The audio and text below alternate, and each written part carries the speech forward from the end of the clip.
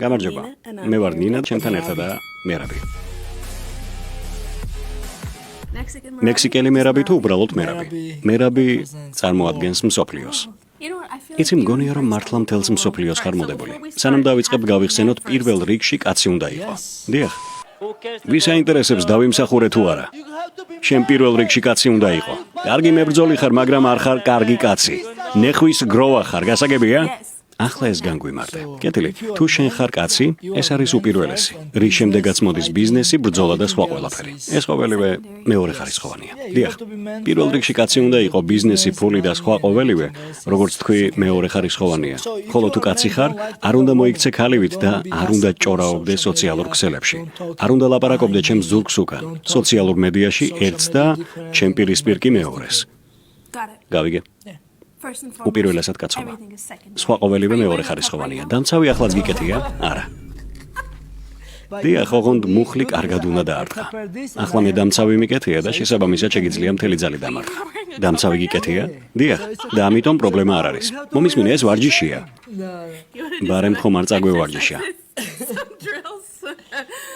არა. ახლა მზად არ ვარ. არ დამარტყა. კეთილი.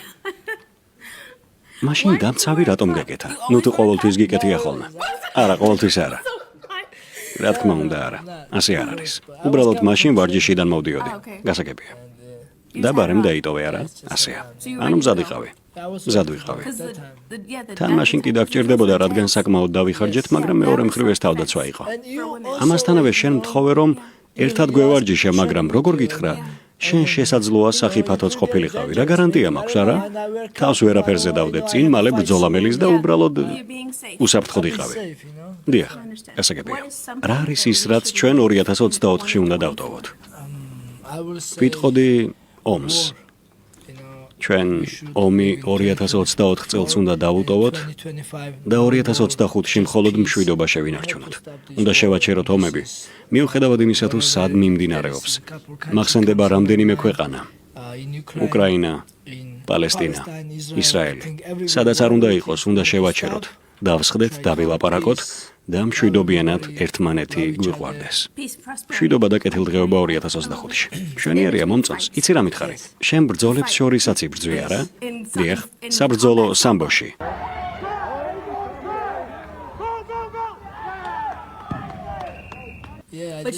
მე როცა გთხოვე, სამბო არ მასწავლე, მაგრამ ჩემ ზურგს უკან გაიპარე და სამბოს ტურნირში მიიღე მონაწილეობა, რომელიც მოიგე. რა ხდებოდა მან? მართლა გინდა სამბო? არა. მოდი ახლავე. არა, შენ დამცავი არ გიკეთია და ამიტომ არ გამოვა. სინამდვილეში მოხდა ის, რომ მენატრებოდა შეჯიბრზე გამოსვლა. პარასკევი იყო და გავიგე, რომ შაბათს ამერიკის სამბოს შეჯიბრება იმართებოდა. ამიტომ მაშინვე დავჯავშნე ფრენა ტექსასისკენ. ჩავფრინდი, წონა დავაფიქსირე. ერთ დღეში 5 შეხვედრა ჩავატარე და 5-ვე მოვიგე. მოიცადე, ფრენა წინა დღეს დაჯავშნე? კი, რადგან ჩემი მეგობარი მწერდა და მწერდა. ჰეი, მეგობარო, არ გინდა სამბოს ტურნირზე ჩამოხვიდე? მე კი, როგორც იცი, დაკავებული ბიჭი ვარ და დიდად ყველა მოწერილ ტექსტს არ ვკითხულობ. შემდეგ ყოველი შემთხვევისთვის წინა დღეს დავხედე მონაწერს და აღმოვაჩინე, რომ უნდა გავფრენილიყავი. ესე იგი, ასე მოულოდნელად ჩახვედი ტურნირზე და იქ 5-ვე ბრძოლა მოიგე? დიახ.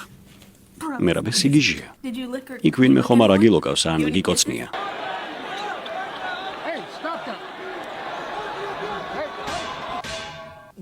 არა. სამბო განსხვავებულია. ანუ ეგ მხოლოდ ოქტაგონში ხდება? სამბოში მამობრივი კოცნის და ტრეშ თოკის ადგილი არ არის. როგორც წესი, სოციალური მედიაც არ აინტერესებთ ხოლმე. ამიტომ ყავდა წაყვანილი ჩემი ოპერატორი. თორემ ამ ამბავს ვერავინ გაიგებდა, რადგან მიუხედავად იმისა, რომ ძლიერი სპორტია, UFC-ვით პოპულარული ნამდვილად არ არის. 5 მატჩი, ეს საოცარია. დიახ, ნინა, შენ მე მიცნობ. ნამდვილად ასეა. შენი საწვავის ავზი არ იცლება. ეს გიკვირს? არ ვიცოდი, რომ წინა დღეს წახვედი. ეს სიგიჟია. ვიცოდი, რომ მოიგე, მაგრამ არ ვიცოდი თუ 5 შეხვედრა მოიგე. თუმცა ეს ლოგიკურია. რა თქმა უნდა არ წააგებდი. მაგრამ ამდენსაც თუ მოიგებდი არ მეგონა. ჩემთან მაშინაც ფრთხილად უნდა იყო, როდესაც საზარდულის დამცავს არ ვატარებ. საზარდულის დამცავი მე მჭირდება? არა. ხომ იცი, კონტროლი შემიძლია. შენ დედოფლების მეფეს ესპარინგე და არ იცოდი ვინ იყო. ის კევინ ჯეიმსია. ეს მისი მეტსახელია. მას ასეთი შოუ აქვს დედოფლების მეფე. რა არ გინახავს? შესაძლოა მინახავს, მაგრამ სახელი არ მახსოვს. ძველი ამერიკული შოუა, ძალიან სასაცილო. კევინ ჯეიმსი სიტკომებში დიდი ფიგურაა. ახლა ვიცი ვინაა კევინ ჯეიმსი. ადრე არ ვიცოდი და მაშინ ვესპარინგე. ეს სასაცილო ისტორია. ის ძლიერად გიტევდა და შენ პასუხი დაუბრუნე. ის ჭკუიდან შეიშალა და ჩემი რეაქცია იყო, ღმერთო ჩემო, რას აკეთებ? როდესაც ის პირველად ნახე, ჩემთან სპარინგობდა და ჩავთვალე, რომ ყოფილი მებრძოლი ან მოჭიდავე იყო, რადგან ჩვენს ჯგუფში ყველანი პროფესიონალი მებრძოლები ვიყავით. როდესაც დავწყვილდით, მე კევინ ჯეიმსი შემხვდა.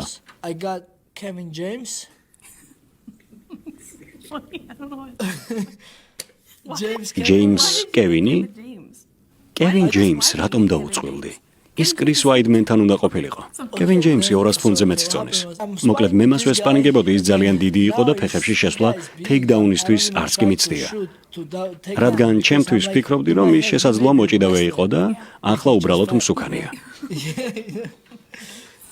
ის საკმაოდ კარგად მოძრაობდა და მოყვარულ მებრძოლს არ გავდა. აშკარაა, რომ MMA-ში ვარჯიშობს, რადგან რაღაც გამოცდილება აქვს. რამდენიმე კომბინაციის შემდეგ მან ჩემთვის ძლიერად დარტყმას სცადა და სპარინგისას თუ ვინმე ძლიერად დარტყმას ცდილობს, ესე იგი ნამდვილი ჩხუბი უნდა და ეს მისი ბრალით ხდება. სწრაფად მოძრაობა და სწრაფი დარტყმების გასროლა დავიწყე. რაუნდის დასრულების შემდეგ ის კრის ვაიდმენთან წავიდა და რაღაცას ელაპარაკებოდა. რის შემდეგაც კრის ვაიდმენი ჩემთან მოვიდა და მკითხა, მერაბ, არ იცი ეს ვინ არის? უპასუხე, რომ არ ვიცოდი. მან მითხრა, ის კევინ ჯეიმსია, თუმცა ეს სახელი მე არაფერს მეუბნებოდა. კრისმა სიცილი დაიწყო და მითხრა, რომ კომიკოსია და არა მებრძოლი. ეს ჩემთვის უფრო ადრე უნდა გეტყვით. ის დაბრუნდა? დიახ, და შემდეგ უკვე ვიცოდი ვინ იყო.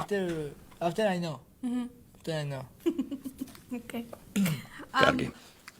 რომელი ფრაზაა შენი ცხოვრებისეული კრედო? ჩემი ახალი შორტი ნახე. ძალიან ამაღელვებელია ძმაო. UFC-ს და Venom-ს ამისთვის მადლობას ვუხდი. ის მშვენიერია. დიახ. ესე იგი, ჩემი ახალი შორტი, რომელიც UFC-მ და Venom-მა დაამზადეს, ნახე? დიახ.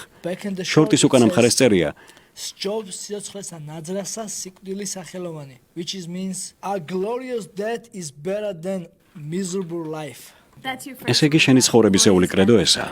სჯობს სიცოცხლესა ნაძრახსა სიკვდილის სახელოვანი? დიახ. ჩემი აზრით, შენ მართლაც ასე იქცევი. საქართველოში წასვლა, ცხენებით სეირნობა, ქართველების გაცნობა და იქ დროის გატარება მსურს. წავიდეთ, როდის გცალია? შენი მომდევნო ჩხუბის შემდეგ, როდესაც წახვალ, მეც წამოვალ, ოღონდ ზაფხულში. ცხენების ტარებას ახლა ვისწავლი.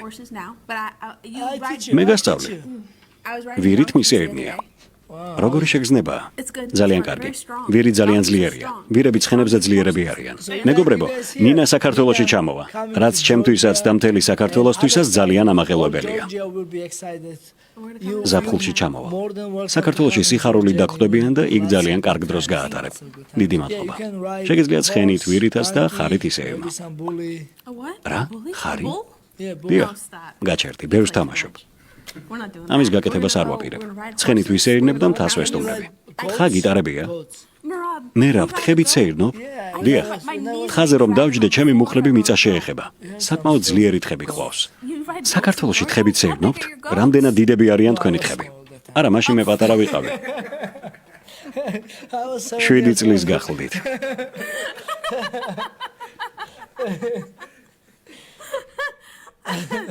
თას და ზღვას ვესტუმრებით და მდინარეში ვიცურავებთ. მაგრამ მდინარეში ქვემოდან ზემოთ უნდა გავცუროთ.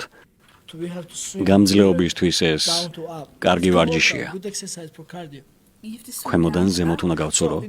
მდინარე ზემოდან ქვემოთ მოემართება, ხომ ასეა? შენ საპირისპირო მიმართულებით უნდა გაცურო. გამძლეობისთვის ეს ძალიან კარგი ვარჯიშია. მდინარეში სუფთა წყალია. დიახ, მისი დალევაც შეგიძლია. შეგიძლია იცურაო, წყალი დალიო და ითევსაო. სადაც არ უნდა წავიდეთ, საჭმელი ბევრი გვექნება. როგორი ამინდია ზაფხულში საქართველოში? მშვენიერი. ზაფხულში ტემპერატურა 37 გრადუსი ცელსიუსით ფარგლებშია. ზოგჯერ წვიმს, მაგრამ წვიმაც დიდებულია. ზაფხულის წვიმა შესანიშნავია. 98 გრადუსი ფარენჰეიტით. მაღალი ტემპერატურაა. არა უშავს მე მდინარეში ვიქნები. ღმერთს ვთხოვ, რომ შენთვის ტემპერატურა დაწიოს. ახლა ვითამაშებთ თამაშს, რომელსაც მხოლოდ მცდარი პასუხები ქვია. მზად ხარ? დიახ. რა ქვია? ჯორჯი. სად ვიმყოფებით ახლა? სტუდიაში. რამდენი ბორბალი აქვს მოტოციკლს? არ ვიცი, მაგრამ 99 უნდა გქონდეს.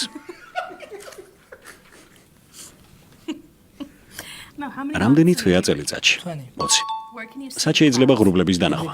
მიწაში. სხეულის რომელი ნაწილი წარმოადგენს სმენის ორგანოს? ცხვირი. რომელი ქვეყნიდან ხარ? მექსიკიდან. აქ რატომ ხარ? მე და შენ სამბოში უნდა ვივარჯიშოთ.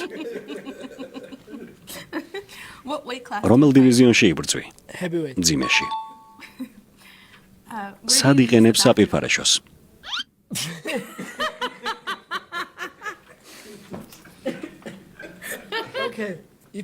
თუ მანქანას მართავ, ფანჯარას ვწევ და პირდაპირ ფანჯრიდან ვშვრები. ფანჯრიდან? დიახ. შესანიშნავია. ვინ არის დანა ვაიტი? საქართველოს პრეზიდენტი. ხელების დასაბანად რას იყენებ? ვაზელინს. იცი ვაზელინი რა არის? ვაზელინი? დიახ. ვიცი? ვაზელინს იყენებ? არა, შენ მითხარი, რომ მცდარი პასუხი გამეცა.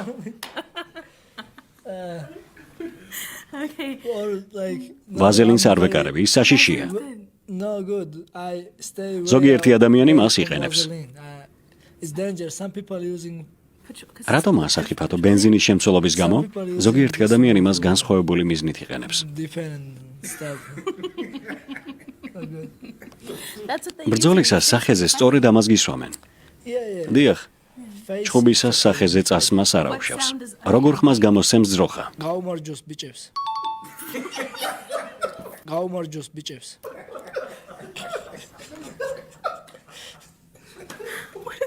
ეს რას ნიშნავს? თხოვე რომ მცდარი პასუხები გამეცა. ეს სიტყვები რას ნიშნავს? გამარჯობა ბიჭებო.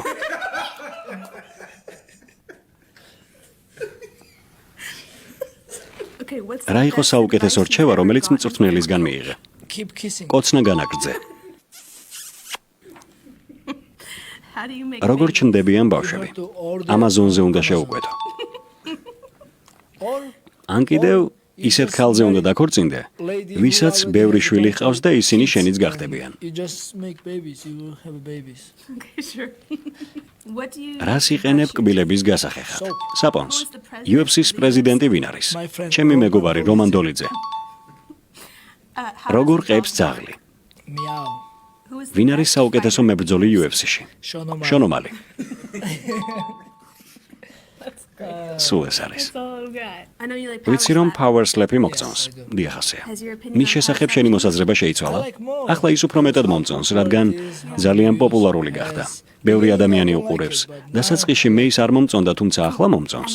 რომელი იყო ყველაზე ცუდი ვალენტინობის დღის პაემანი, რომელზეც ოდესმე ყოფილხარ? გინდა რომ ისტორია მოვყვე? დიახ. კარგი.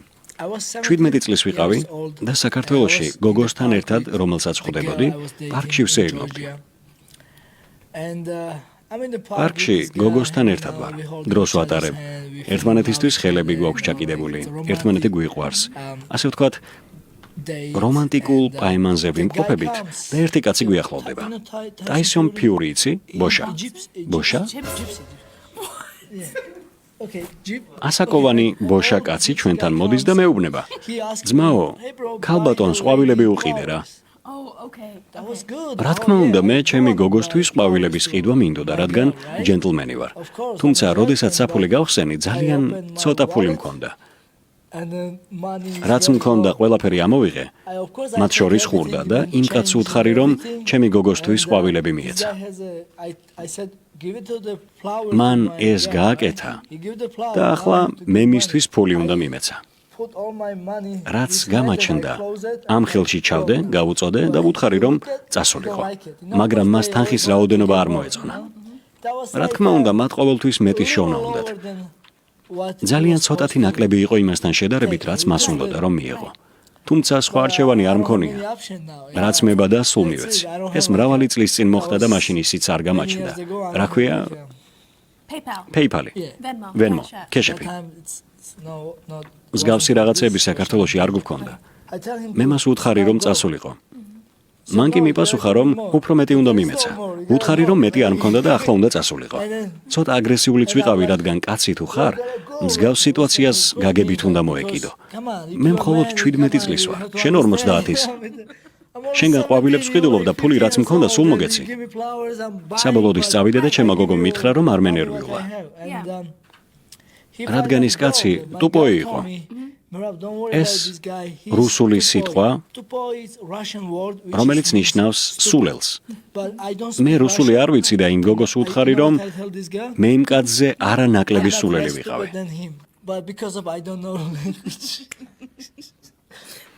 ესე იგი შენს დახმარებას ცდილობდა და შენ უთხარი რომ იმ კაცზე არანაკლები სულელი იყავი. 2 თვის შემდეგ, როდესაც დავშორდით, მან ის სიტყვები გამახსენა. გახსოვს რომ მითხარი მე უფრო სულელი ვარო. შენ მართლა სულელი ხარ? რა უნდა მეთქვა? მეტი არაფრის გაგონება არ მინდოდა, რადგან დაშორება ორივეს გსურდა. ამ ისტორიას 2024-ში ვტოვებთ. ახლა ის ალბათ ამ ისტორიას იხსენებს და ნატრობს რომ მე დავბრუნდე. სულელი ის არის. საინტერესოა შეინახა თუ არა ბარდი. დარწმუნებული ვარ რომ ახლა ბევრი შვილი ჰყავს. შეგიძლია ახლა მასზე დაქორწინდე. შესაძლოა მომავალში ეს მოხდეს. უკანასკნელი შეკითხვა. ამ ბრძოლისთვის რაიმე სკეჩის შემოთავაზებას არ აპირებ? არა. ერთი გქონდა, რომელშიც მასწავლებელი იყავი. დაფაზე მებრძოლების სახეები ჰქონდა დაკრული. და კითხულობდი თუ ვის ებრძოლა ის. ეს ბრძოლა პირადი ხასიათისაა. მე მასზე გაბრაზებული ვარ და ამიტომ მასზე რაიმე სკეჩისა და კარგი ვიდეოს გაკეთებას არ ვაპირებ. რადგან მას ეს არ დაუმსახურებია. მან სახეში მუშტი დაიმსახურა და შაბათს 18 იანვარს ადამიანები ამის ხილვას შეძლებენ. მე იქ ვიქნები, ოქტაგონთან ახლოს. მადლობა მერაბ. საქმეს მივხედოთ.